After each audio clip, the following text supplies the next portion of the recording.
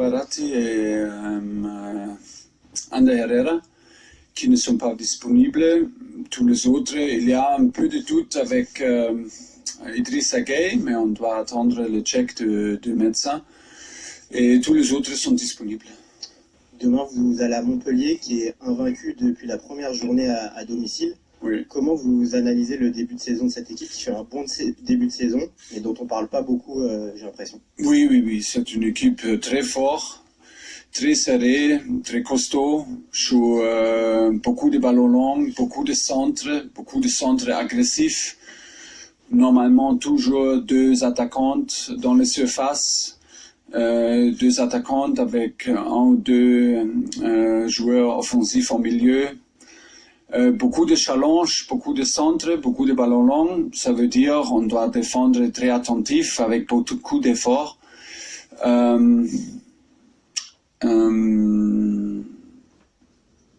Ça va être nécessaire qu'on gagne des challenges 1 contre 1. C'est important, comme je dis, et ils défendent normalement avec un 5-3-2 très serré. C'est peut-être la structure plus défensive possible, mais ok, c'est le style. Ils ont fait la même chose l'année dernière. Et beaucoup d'automatisme. Ils défendent très serré. C'est pas facile de créer des occasions normalement pour des adversaires, mais c'est le défi de montrer la qualité en contre un, de faire des choses décisives. C'est le défi et c'est que nous attendons de notre joueur. Thomas, bonjour, Nicolas Paillard, dans ce Sport Plus. Mercredi soir au Parc des Princes, malgré la victoire, on vous a senti très déçu par la prestation de votre équipe, par la façon de... Moi? Oui. Par la façon de jouer de votre équipe. Comment on peut faire pour améliorer ça avec seulement 2 jours et déjà l'avenue de Montpellier, le match à Montpellier demain? Ja. Oui, c'est comme ça. Nous sommes dans une phase où on joue pas notre meilleur match, notre meilleur style. C'est comme ça. On a toujours dit que nous sommes responsables pour les performances et on veut parler de performances, pas seulement des résultats. Et pour ça, c'est aussi possible qu'on gagne et nous sommes pas totalement satisfaits. C'est possible. C'est notre style de analyser. Et voilà, on doit admettre que c'est une phase maintenant où des choses sont pas trop faciles, des choses sont un peu difficiles pour nous de créer trop d'occasions, beaucoup d'occasions, de créer, de jouer un peu plus fluide. Ça peut venir, il y a des raisons. Je ne veux pas parler de toutes les raisons, je ne veux pas parler trop, mais je pense que c'est une chose depuis quelques semaines et pour ça, on a des idées et voilà. Je pense que c'est aussi absolument nécessaire après un match, analyser le match. Je dis honnêtement que nous ne sommes pas satisfaits avec les manières, mais c'est aussi nécessaire qu'on regarde des choses positives et pas seulement négatives. Et ça n'aide pas. Et je veux créer encore une atmosphère où c'est plus important de réfléchir où on peut gagner, mais pas de peur, avec pas de peur de perdre. C'est un grand défi et un grand challenge de jouer maintenant pour nous. C'est un match difficile, mais c'est un bon défi et on a des idées et voilà. C'est mieux que je parle avant avec l'équipe. Hein. Et après, on doit attendre, mais je reste totalement positif. C'est bien qu'on joue demain encore. Bonjour Thomas, Loïc Tanzi, RMC Sport. Vous venez de parler justement de raisons qui font qu'en ce moment c'est un petit peu moins bien en termes de jeu. Est-ce qu'on peut en savoir un peu plus? Est-ce que c'est de la fatigue? Est-ce que c'est un peu dans la mentalité des joueurs? C'est l'enchaînement des matchs? Est-ce qu'on peut en savoir un petit peu plus? Peut-être je suis presque sûr ou convaincu, je suis convaincu que c'est pas seulement une raison, Et l'autre chose, pourquoi je suis positif, et parce que j'attends mon équipe chaque jour pendant l'entraînement. Et c'est un peu bizarre parce que on fait pendant 3 semaines, on a beaucoup de qualité dans l'entraînement, on a beaucoup d'intensité. Avec l'avenir de tout le monde, maintenant nous sommes 23 joueurs pendant chaque entraînement depuis 2-3 semaines. Et ça veut dire on a gagné beaucoup de qualité et beaucoup d'intensité pendant le match et pendant l'entraînement. Et c'est un peu bizarre parce qu'on ne peut pas montrer dans le match. Oui. Mais je préfère une situation comme ça, que nous ne sommes pas dans le même état d'esprit dans l'entraînement et on doit poser toutes les questions. C'est comment ici? Non, c'est pas comme ça. Nous avons une bonne équipe avec une bonne manière, un bon état d'esprit pendant chaque jour. Ils sont bien ensemble. Hier, on a fait extraordinaire. Tous les gars sont déçus parce qu'ils n'ont pas joué beaucoup et on a fait entraînement avec les gars qui sont sur le banc ou pas sur le banc. Mais c'était exceptionnel, vraiment. Et c'est pendant pour beaucoup de temps, c'est normal pour nous, mais je sais, c'est pas normal parce que les gars sont déçus, c'est clair. Et ils ont pas joué, mais je pense vraiment, et pour ça, je suis très optimistique parce qu'ils donnent tous, ils sont ensemble. Et pour moi, on doit montrer encore pendant un match, mais on peut pas forcer. Si on a une solution pour une raison, c'est facile, mais c'est pas comme ça. On manque un peu confiance. Je ne sais pas exactement pourquoi, mais c'est évident. Je pense que c'est pas une chose de mentalité. Thomas, bonjour. Arnaud Herman, l'équipe. Vous avez laissé entendre après le match de mercredi que vous aviez désormais trois attaquants de pointe, Kylian, Mauro Icardi et Edinson Cavani. Comment allez-vous gérer les temps de jeu des uns et des autres? Et y a-t-il déjà une hiérarchie entre les trois dans votre esprit? Merci.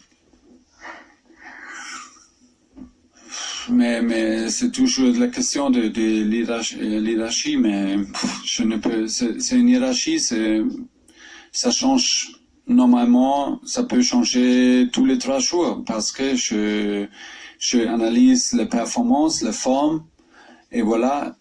Après, on fait la décision. Et si un gars joue avec la meilleure performance, ou s'il est dans une bonne forme, il est disponible, il est titularisé. Mais ça peut changer toujours. Et oui, on a des idées pour gérer une situation comme ça. Si on décide de jouer avec un attaquant, un numéro 9, c'est super difficile parce qu'on a 3 joueurs extraordinaires pour cette poste-là. Et voilà, on doit réfléchir pour l'équipe, on doit réfléchir pour les meilleures choses, mais on doit aussi réfléchir pour des joueurs importants, pour des joueurs qui ont besoin aussi des minutes pour regagner confiance. Et voilà, c'est toujours dans notre tête pour trouver des solutions. Bonjour Thomas, Benjamin Corrèze, Goal.com. Le calendrier va être très chargé d'ici la trêve et après la trêve également. Est-ce qu'on peut en savoir un peu plus sur le programme qu'il y aura cet hiver? Et est-ce que déjà une date a été calée pour le retour de vacances? Est-ce que ce sera avant le Nouvel An ou après le Nouvel An? Non, ça dépend un peu. C'est un tirage de coupe, tirage au sort de coupe. Quand on recommence, ça peut être le 3e, 4e ou 5e. Ça peut changer beaucoup pour nous. Maintenant, le date pour le match contre Monaco, c'était annulé, non? Et maintenant, peut-être on doit jouer en janvier. Ça change aussi beaucoup parce que c'était le seul semaine entre 18 matchs pour utiliser pour faire entraînement. Voilà, c'est presque sûr qu'on joue ce match dans cette semaine-là. Voilà, on a des idées. Et on attend le tirage au sort et après on décide. Bonjour Thomas, Antoine Maignan pour l'AFP.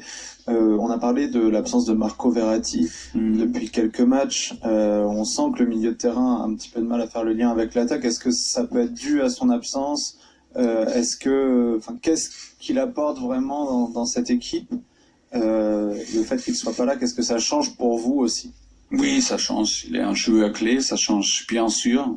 Qu'est-ce qu'il donne? Il donne qualité, bien sûr, personnalité et son esprit. Il est toujours là pour donner 100%. Il joue toujours avec l'énergie, avec l'intensité, et ça donne beaucoup confiance pour notre joueur, pour notre équipe, et ça, il a beaucoup d'influence parce qu'il est un gars toujours positif. Et c'est clair, il manque, mais on doit être attentif avec lui et on doit prendre toutes les responsabilités. Il a joué contre Real Madrid après une petite blessure. Il a joué 90 minutes très très intensif et pour ça il manque maintenant encore, et voilà. C'est absolument nécessaire que nous sommes attentifs et on attend lui contre Galatasaray, encore dans l'équipe. Bonjour coach, les caméras, KB, PSG Community. Deux petites questions. La première par rapport à Paredes. Est-ce qu'il est possible qu'il débute demain contre Montpellier? Et la seconde, au niveau du jeu, globalement, est-ce que vous pensez que votre équipe a un fond de jeu propre à elle? Un fond de jeu. We like the difficult style. Oui, on a un style de jouer, mais dans les dernières semaines, c'est un peu difficile, comme je dis. Normalement, on joue très, très offensif, très fluide, avec beaucoup de possession. Pendant les dernières semaines, on a fait trop d'erreurs pour jouer fluide, trop d'erreurs pour jouer complètement dans les camps adverses, pour pousser le match dans les camps adverses.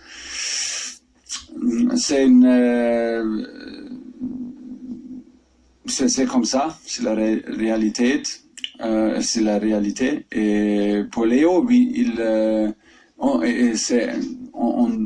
cherche des solutions pour retrouver notre style fluide et offensivement pour créer beaucoup des attaques. Et on veut absolument beaucoup de touches dans les surfaces pour être possible de marquer des buts et plusieurs buts, parce que nous sommes aussi ici pour faire des supporters heureux, pour aussi faire un spectacle dans chaque match. C'est aussi le style de PSG. Et ça manque un peu pendant quelques matchs, mais nous sommes capables de gagner. Ce sont les deux choses où on veut mettre ensemble. Et pour Léo, c'est toujours possible qu'il commence pour nous parce qu'il fait très très bien pendant l'entraînement et il est très patient et il est super professionnel. Voilà, oui. J'espère qu'il a la possibilité de montrer la qualité pour nous. Bonjour, Thomas Gonsalves, la chaîne L'Équipe. Après le match face à Nantes, vous avez beaucoup parlé d'un manque d'intensité, d'un manque de rythme, c'est pas la première fois. Comment vous allez réussir à travailler là-dessus pour préparer ce match face à Montpellier contre qui vous n'avez pas gagné depuis 2015? Depuis 2015, on n'a pas gagné. On n'a pas gagné. Ah, ok. Oui, comme je dis, c'est clair que c'est un adversaire très difficile et très dangereux, qui joue avec beaucoup d'intensité. Ça veut dire c'est peut-être dans quelques matchs plus facile de trouver en intensité si l'autre équipe joue aussi avec beaucoup d'intensité et attaque beaucoup. Voilà, mais j'étais seulement parlé qu'est-ce qu'on manque contre Nantes, parce que on a aussi parlé des choses que Ney et Kylian ils ont été titularisés pour la première fois en décembre. Ça veut dire ils ont manqué pour beaucoup de matchs et ils manquent de rythme, on manque d'automatisme.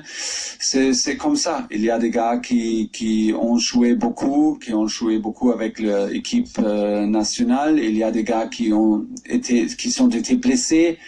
Et c'est un mix maintenant qui peut-être fait des choses un peu difficiles. est un peu compliqué, mais pas trop. On ne peut pas seulement réfléchir des choses négatives, on ne peut pas seulement trouver des choses négatives. Il y a aussi des choses positives. Je peux aussi dire qu'on donne toujours un effort. Dans quelques matchs, on peut dire, OK, on manque d'intensité, mais peut-être c'est seulement aussi difficile d'accélérer des matchs si nous ne sommes pas totalement confortables ou avec beaucoup de confiance. Peut-être on manque ça. Je cherche des solutions faciles. C'est la meilleure chose. Si les choses sont compliquées, c'est la meilleure chose de trouver une solution facile. Je ne sais pas s'il y a des solutions faciles, mais je suis convaincu qu'on peut trouver et qu'on peut retrouver notre spirit. Et peut-être c'est la meilleure chose de jouer un match super difficile que contre Montpellier. Black Jalo, Téléfoot. Adil Aouchiche a fait son retour à l'entraînement cette semaine, Oui. après sa Coupe du Monde plutôt réussie. Comment vous l'avez accueilli? Je suis très satisfait avec lui et avec Tanguy, Kwasi aussi. Adil et Tanguy, ils ont fait super bien pendant la Coupe du Monde. Et je peux attendre maintenant qu'ils ont gagné beaucoup de confiance pendant ce championnat. Ils ont gagné confiance, ils montrent beaucoup de qualité pendant l'entraînement. Et j'espère qu'on a la possibilité de laisser jouer parce qu'ils sont des gars de notre centre de formation et ils ont la qualité. Et j'espère qu'on a la possibilité de laisser montrer.